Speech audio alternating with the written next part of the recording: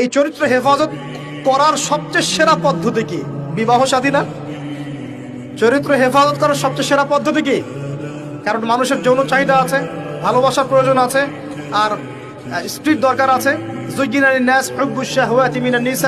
মানুষের মধ্যে সবচেয়ে বেশি আকর্ষণ দেওয়া হয়েছে কার প্রতি?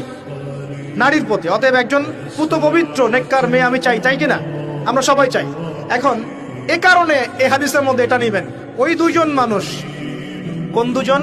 দুজন ছেলে ছেলেও হতে পারে, দুই মেয়েও হতে পারে, আবার ছেলে মেয়েও হতে পারে, যারা একে অপরকে ভালোবাসে। কার জন্যে? মানে পবিত্র ভালোবাসা, অপবিত্র জেনা নয়, পবিত্র ভালোবাসা, এবং মিলিত হয় আল্লাহর জন্যে। বিচ্ছেদ ঘটে কার জন্যে?